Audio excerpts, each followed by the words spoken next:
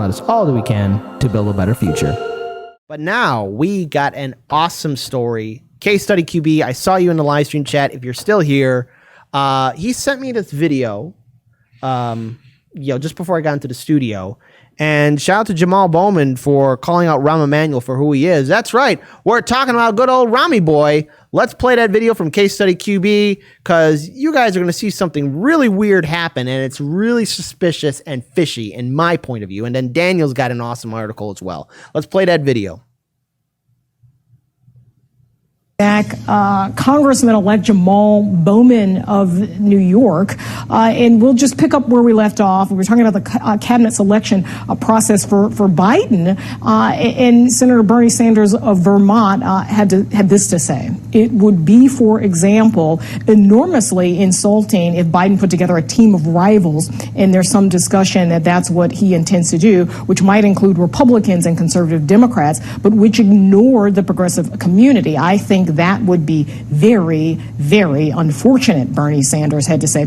So based on Biden's elections so far, do you see anyone that's progressive enough for you? Well, first, let me say off the top, thank you so much for having me. When I hear names like Rahm Emanuel being floated as part of Biden's cabinet, considering the fact that he covered up the murder of Laquan McDonald in Chicago, considering the fact that he closed over 50 elementary schools and 30 54 mental health institutions, it's incredibly alarming. And oops, that happened accidentally for sure, 100%. So we lost the congressman-elect there. Really? Sorry about that. You're a multi-billion-dollar corporation. End call. Yeah, really suspicious. Number one, before I hand it over to Daniel, because this is Daniel's story. Number one, again, huge shout out to Case Study QB for catching that video, and it wasn't playing, but I'm so glad it did. Faye's fantastic job fixing whatever it was. Good call to Jack. Yeah. But nonetheless, number one, Rahm Emanuel shut down 54 Chicago public schools. Number two, half the mental health facilities were shut down in this city when Rahm Emanuel was mayor. Number three, he covered up the shooting of Laquan McDonald, 16 shots in a cover-up. There's a reason why during his third elections, or during the during the 2019 mayoral election cycle, his administration and he himself were not participating in any debates. And again, if you want to see our videos, check out our awesome. We covered that early on. Check out our awesome "Where Is Rahm" video. It's way back in our older content. It's 2 years old, but it's very relevant. And you see all the mayoral candidates, including Mayor Lori Lightfoot, calling out Rahm Emanuel about where is he at. Wait, our only interview with Lori Lightfoot. Our only interview, sadly. Number but 4. It's on the perfect subject. Yeah, but number four, Mayor Rahm Emanuel and his administration did nothing about the lead in Chicago's drinking water. We still have lead in Chicago's drinking water. So the problem that Flint, Michigan, did everything with TIFs. I mean, Rahm he pushed Chicago level corruption. There's a reason that Chicago is number one in corruption as a city besides DC. And that's because of people like Rahm Emanuel. Also, the biggest thing he was trying to push, you remember this? His entire thing was like, we're not going to help the west or south side. They're too black, whatever. I don't care. What we're going to do is we're going to make Chicago a tourist location. Yep. And that worked real well in the pandemic now, didn't it? Yes. And so what I have to say, and again, I want to hand this over to Daniel. I know I'm taking too much of your time away from your story, but I just want to say this again. He chose to ignore the communities and favor the top 1%. He chose to turn a blind eye to police corruption and political corruption. Mayor Rahm Emanuel has done so much damage to this city that we're still dealing with it, even after he is gone. And I'm very sorry for the fact that a lot of people have to deal with him as a pundit on TV. And if he's in the administration, it's going to be a nightmare. Daniel, take it away. So now that we've gotten that through, let's actually start the story. Okay. I hope you guys like that that prelogue or whatever, prologue. Okay, starting. So, progressives outraged by Rahm Emanuel reports as Biden prepares cabinet picks, because we've been talking a lot about how, even again, depending on how you feel about Bernie's far more qualified to be labor secretary than anything. I think it's transportation that they're considering Rahm for, but let's get into it. Progressive Democrats and civil rights leaders are ridiculing reports that former Chicago Mayor Rahm Emanuel is being considered for a Biden administration cabinet position. The critics are honing in on Emanuel's role in the cover-up of the 2014 police shooting as evidence he cannot help combat systemic racism. Democratic Party members who are wary of the president-elect simply becoming a not Trump administration have organized petitions and blasted speculation that Emanuel is being considered to lead the U.S. Department of Transportation. Black and Hispanic lawmakers, ranging from local Chicago alderwomen to members of Congress, say Emanuel is a divisive pick that would foreshadow a Biden presidency that panders to moderates. Again, we're talking extreme centrists, really. Too afraid to fight racial issues from the White House. Well, I mean, Biden has a long history of fighting racial issues, just on the wrong side.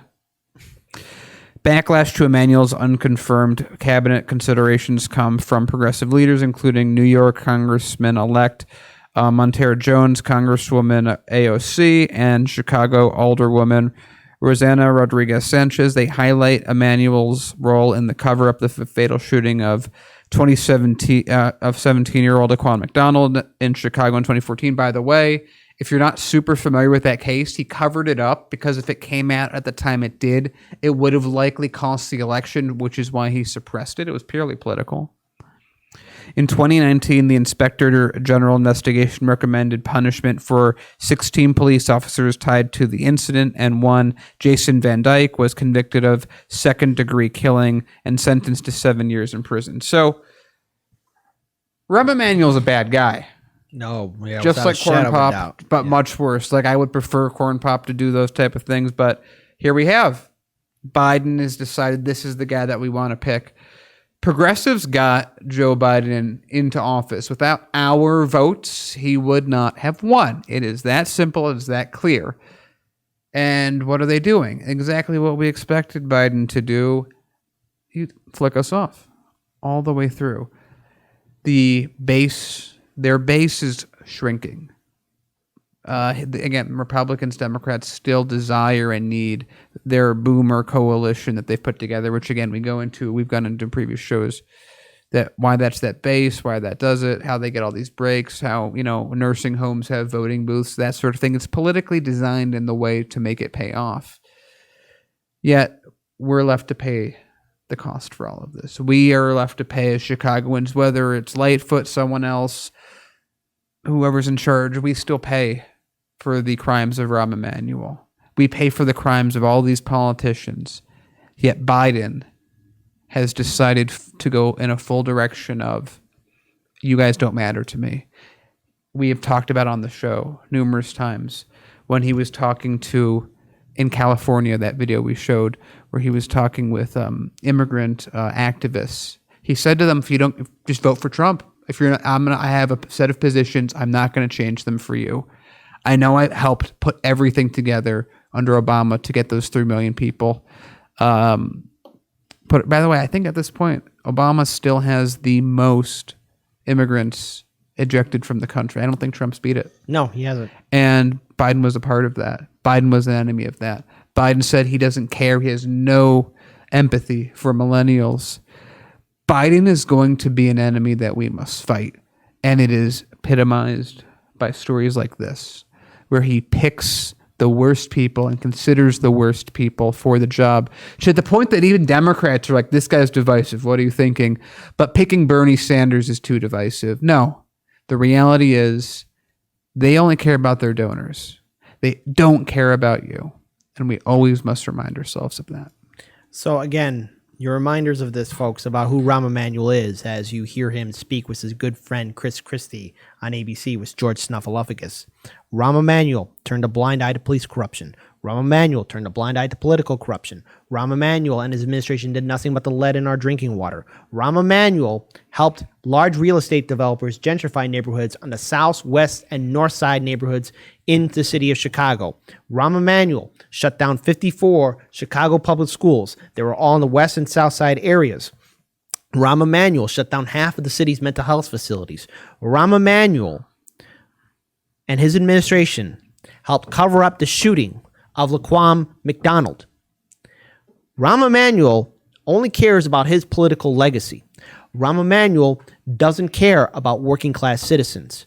He only caters to the top 1%. And never forget that during the 2016 March primary, where Hillary Clinton was visiting Illinois so she can get that state, she said, with everyone there, Rahm Emanuel's doing a good job. Good job.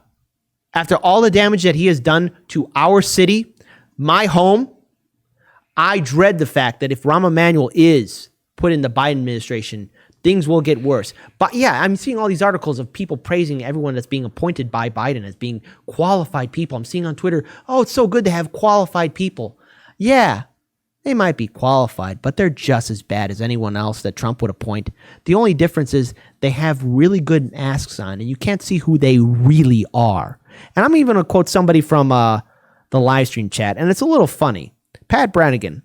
Well, if Rahm runs transportation, no more planes, trains, or automobiles, LOL. And the thing is, you're right about that. Because under Mayor Rahm Emanuel's administration, the CTA became privatized. And, okay, so I'm going to add one more thing to this. And this is a question by Monarch, which asks, why did Rahm even get picked by Obama to begin with? Because he's really effective at getting rich people what they want. Rahm Emanuel's if you go through his entire legacy and his history, he started as someone who was really effective at getting votes.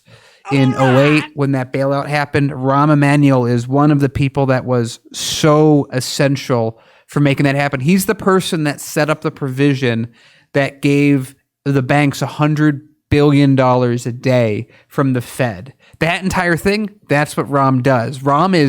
He's a lot like McConnell, in a real way, but on the Democratic side. McConnell knows how to pull levers and get people to act a certain way. That's what Rahm is good at doing as well. Being mayor of Chicago was his reward for all of these services. Rahm Emanuel is like the Rommel of like the German army and what he represents to the Democratic Party. Yeah. Except he's loyal. He's completely loyal to the party. Doesn't have some questions in his head about everything. Rahm is effective for the 1%. He's incredibly effective for the 1%. That's why he was Obama's chief of staff, which is effectively the number 2.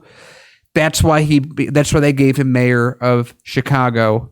That's why he's on TV all the time, because he's their guy. He's their magic guy. He's their panzer commander that they cannot live without. Also, real quick, too, we should also mention that Rahm Emanuel is a really good foot soldier for the Clinton administration as well, because that's where he really, earned his stripes for the Democratic establishment, and then going into the Obama administration as well. Rahm Emanuel is a ruthless politician, and he is a master of rules for rulers. There's no people of the United States, you guys can keep him on your TV. We don't want him back here in Chicago, and I could speak on if even if you don't like this channel and you're like a loyal vote blue no matter who person, I will say this: you don't want Rahm Emanuel part of the Biden administration, because nothing will fundamentally change if Rahm worms his way in there. That's not even that. Even that's like, it's sadly inaccurate in the worst way possible. Okay, which is that things will change. He's really good at making things worse. Yeah.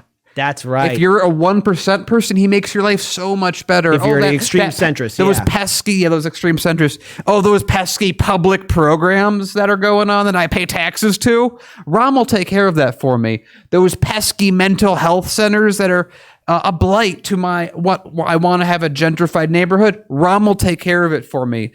Oh, those pesky black people getting shot by cops. Rahm will take care of that for me. Oh, I want to make a condo and I don't want to pay taxes for it. Rahm will take care of that for me. I want to build a new Ferris wheel in Navy Pier, even though there's no need to build a new Ferris wheel in Navy Pier when the city's out of money.